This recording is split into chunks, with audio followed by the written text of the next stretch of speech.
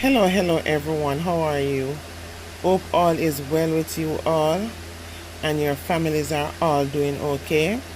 As Jamaicans, we are going through the independence vibes as it's independence time in Jamaica. And guys, I want to ask yourself, do you really think that Jamaica is truly independent? Well, then again, that is for another story.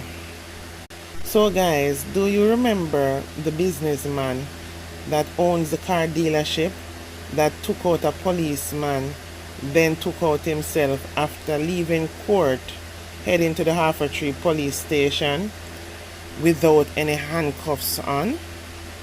Well, his wife is still going to face the charges after it was alleged they took people money for vehicles that was to be shipped to Jamaica, then to be delivered to customers, but the customers never received such vehicles. And even though they were never able to collect the vehicles, they were never able to collect back their monies. So Sophia Singh, the wife of Singh, has been ordered to refund customer who made complaint about her. The refund order was made by Kingston and St. Andrew Parish Judge Maxine Ellis, who further recommended Singh to stay in custody. Mistress Singh ran the used car dealership with her husband Deon Singh. She is charged with fraudulent conversion. She is also to be slapped with multiple more charges related to more allegations that she took monies from persons and failed to hand over their motor vehicles. These customers were promised that their motor vehicles would arrive in the island in short order, but never did. Her husband was at the time before his death facing similar charges when he managed to get his hands on the policeman's service revolver, which he then used to fatally take out Detective Sergeant Kevin Mena while being led to the police station next to the Kingston and St. Andrew Parish Court on July the 22nd. The thing I find most bizarre about this incident is that this businessman was not in handcuff. The double standards and the carelessness caused this police officer to lose his life. How can you be walking a prisoner from court to station where he knows he will be locked up and he has on no handcuff? Try know that anyhow it was a taximan or even any regular citizen, even the little egglers that sell orange and banana or even sell little clothes on the street side, quick and fast, they would be in handcuff.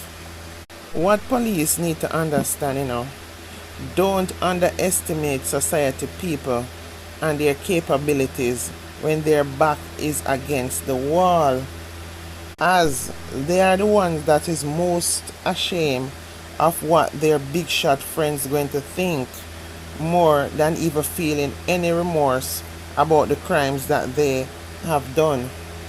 So they are prone to doing despicable acts to get themselves out of situation. If them even have to sell out their mother and their father and their child and the least indignity to unalive themselves. The allegations against the Singhs are many. It's also alleged that in 2023, Miss Singh took $700,000 from a man in November 2023 as a deposit for a 1.4 million Toyota Hiace, which she promised would arrive and handed over in 21 days. The customer told the court that when the vehicle was not delivered after the stipulated time, he made some query with Mistress Singh. She told the customer there were restrictions at Kingston Wharf because of the Christmas season, which of course was a lie. The customer then waited and was then forced to report the matter to the police in January 2024 after the vehicle was still not forthcoming. He was then reimbursed only $350,000 by check that turned out to be a bounce check, which ended up costing his account $3,000. In restitution, the judge ordered Singh to reimburse the customer $3,000 charges plus all other interest incurred on the credit union loan, which is what he had took to help with the purchase of this motor vehicle. You see a lot of these used car dealerships, so unfortunately, what they do is they take your money and they have you on delay, take somebody else's money to get the next person thing out. So everybody is in a backlog situation. Then take the next person money to get the second person on. Then take the fourth person money to get the third person on. Which really and truly they always be running in the back with people still waiting on them vehicle. They are very dishonest set of people. I am so afraid of these used car dealerships that are popping up everywhere. I remember some time ago, I was selling my vehicle. Took it to a popular dealership in Kingston. Got a call from the dealer a few days later to bring in the title as someone came there interested and they are waiting. So we rushed there. Anyway, the dealer says we can leave the title, sign it over to the person and leave the title. He will call me. So I said, where is the person that you said was waiting on me, want to sign it over to? As they had only given me the information and piece of paper for me to sign it into the title at the back. So the dealer said the person just stepped out. I said, here is the title. It's in my name. I ain't signing it over to no one until I see them and find out how the money going. So call me when they come. I left a copy of the title.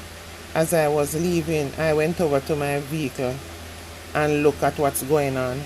And a guy walked up and asked, are you the owner? I said, yes. He said, I've been waiting on you all morning. He had come a few days before and he had liked the vehicle and now he wants the vehicle and has come with his cash all the way from St. Elizabeth. So I said to him, the dealer said that you left to come back. So he said he has never left. He's always been there waiting. So I told him that I am about to leave because they're not giving me no good argument and I ain't signing over my title without seeing the money. So he said, don't go. I came with cash. The man having money elastic out. I'm telling you, I don't know where this man saved his money, but it had specks of red dirt on it. The whole time the dealer telling me I can just go because the transaction takes 3 to 7 working days. I said, why is it going to take 3 to 7 working days when the man come with cash? Take out your percentage and give me my portion of the money. Then I will sign the title. Anyway, while I was outside waiting, a worker there pricked me off and said, once the person paying cash, don't leave your money. All months you will not get it. And don't ask, if the dealer never had me out there sitting down for a while he had my money in there, I just got fed up of waiting, got up, asked back for my title, and I said, I'm done waiting. The guy who wanted the vehicle so bad ran behind me and said he badly wanted this vehicle as he had asked his friend to drive him to Kingston as he would be driving back in his now owned vehicle. So he suggested, let's go to tax office, do the transaction and sign over the title. And that is what we did. About a few months later, the same dealer got arrested for the same thing, selling people vehicle.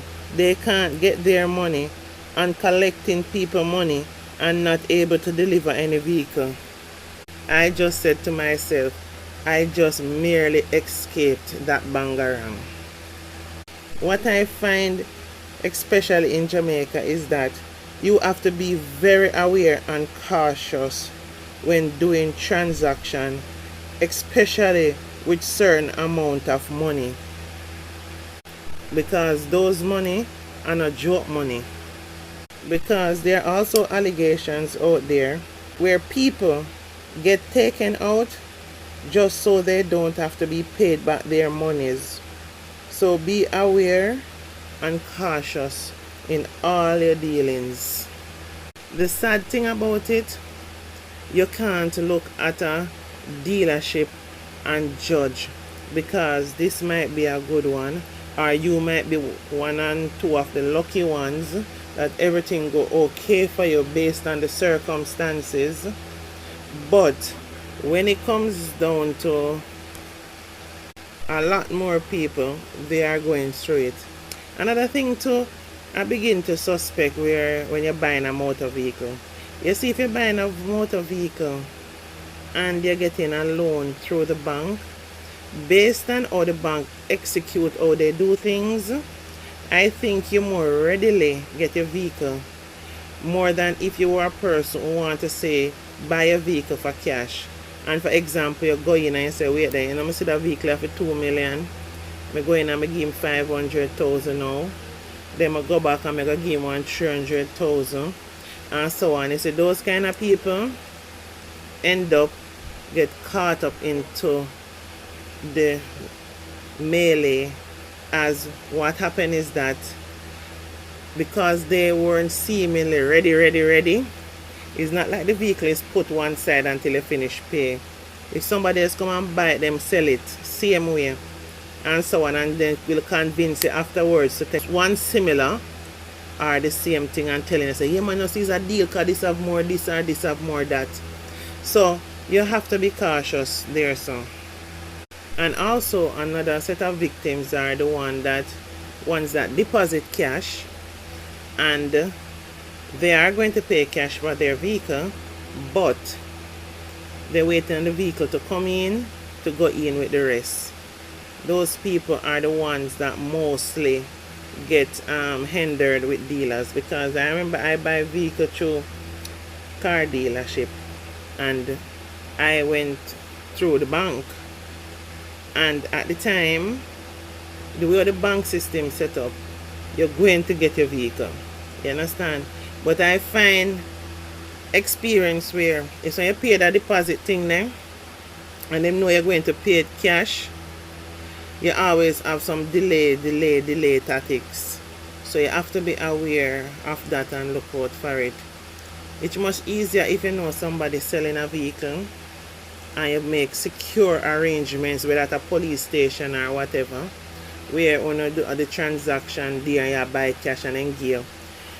So you don't want your man to sell cash and you go meet him in the yard and you come with the cash, because sometimes in some cases that can be a problem as well, because when you go with your money think you get the vehicle, them rob you and take you out, and it's just crazy doing any kind of transaction with money in Jamaica.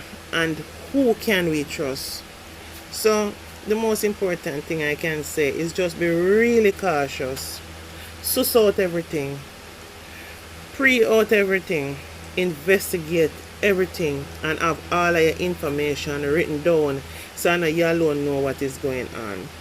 I don't know what else to say, because it's like these criminals, they come new and improve and always have a new tactics, and them very convincing. That's what scammers do well, they convince you. Anyway guys, please comment any experience you have had, because I know if it reach the right ears, there are many of you that have some experiences that can relate. Anyway guys, please remember to like, comment and subscribe to my platform, please. Love you all. Bye for now.